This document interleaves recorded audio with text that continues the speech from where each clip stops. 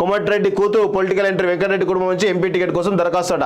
మంత్రి కోమటిరెడ్డి వెంకటరెడ్డి తన కూతురు పొలిటికల్ ఎంట్రీకి రంగం సిద్ధం చేసుకున్నట్టు తెలుస్తోంది. వచ్చే పార్లమెంట్ ఎన్నికల్లో ఆయన కూతురు శ్రీనిధిని నల్గొండ ఎంపీగా పోటీ చేయించాలని చూస్తున్నట్టు వార్తలు విస్తృతమయ్యాయి. కాగా ఈసారి పార్లమెంట్ ఎన్నికల్లో కాంగ్రెస్ పార్టీ తరఫున పోటీ చేసేందుకు అనేక మంది వీలుతున్నారు.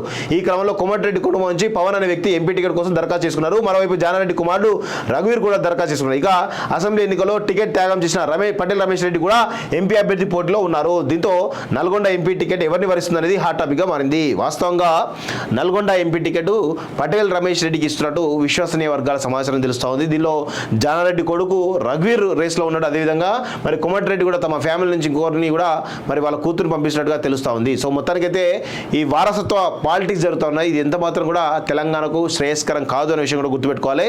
మరి పాపం అనేకమైన త్యాగాలు చేస్తున్న పటేల్ రమేష్ రెడ్డిని మరి ఆయనకు నల్గొండ టికెట్ ఇస్తే బాగుంటుంది అనేది ఈరోజు మేమైతే సజెషన్ చేస్తాను. వాస్తవంగా ఈ కోమటిరెడ్డి లాంటి వాళ్ళు జానారెడ్డి లాంటి వాళ్ళకు ఇస్తే అది మీకే మంచిది కాదు వాస్తవంగా చెప్పాలంటే. సో ఖచ్చితంగా మరి అలాంటి వాళ్ళకి ఇస్తే కొంత న్యాయం జరిగే అవకాశం ఉంటుంది. అదేవిధంగా ఇక్కడ మెదక్ నుంచి కూడా మరి భవానీ రెడ్డి గారు కూడా మరి అప్లై చేయడం జరిగింది. ఆమె కూడా ఒక మహిళా కోటలో అప్లై చేయడం జరిగింది. మరి ఆమె కూడా ఇస్తే బాగుంటుందని చెప్పేసి కూడా కాలేజ్ టీం భావిస్తుంది. ఇంకా ఎందుకంటే ఈరోజు కాంగ్రెస్ పార్టీ ఇటు మహిళలకు కానీ ఇటు బీసీలకు కానీ తీవ్ర అన్యాయం చేస్తూ ఉన్న విషయం కూడా మనందరం కూడా గమనించాలి. ఎందుకు అంటే గతంలో మనం చూసినాం మహిళలకు ఎంతమంది మహిళలకు టికెట్ ఇచ్చారు, ఎంతమంది బీసీలకు టికెట్ ఇచ్చారు.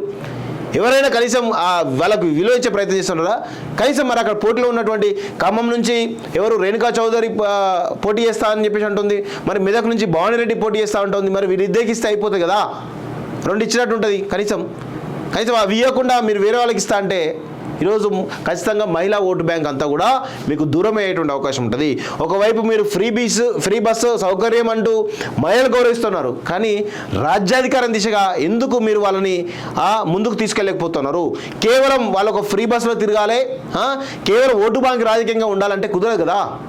ఖచ్చితంగా భవానీ రెడ్డి లాంటి వాళ్ళు ఉద్యమకారులు ఆస్ట్రేలియాలో ఉండి తెలంగాణ ఉద్యమం కోసం పాటుపడ్డ వాళ్ళు గత 5-6 సంవత్సరాలుగా దాదాపు నాకు తెలిసి 2018 ముందు నుంచి కూడా దాదాపు ఒక 7-8 సంవత్సరాలుగా తెలంగాణకు ఇక్కడికి వచ్చి అనేకమైన సేవా కార్యక్రమాలు చేస్తున్నారు. అలాంటి వాళ్ళకు టికెట్ ఇస్తే ఈరోజు కొంత బాగుంటుంది. ఎందుకంటే ఆల్రెడీ మీ అధికారం రావడం జరిగింది. అధికారం వచ్చిన తర్వాత ఇస్తే గెలుస్తారు. వాళ్ళు గెలిస్తే కనుక కొంత తెలంగాణ సమాజానికి బాగుంటుంది. మీలాంటి కాంగ్రెస్ పార్టీ కూడా ఒక మహిళలు గౌరవించినటువంటి అవకాశం ఉంటుంది అనే విషయం కూడా ఈరోజు కాలేజీ తరఫున అయితే విజ్ఞప్తి చేస్తా ఉన్నాం.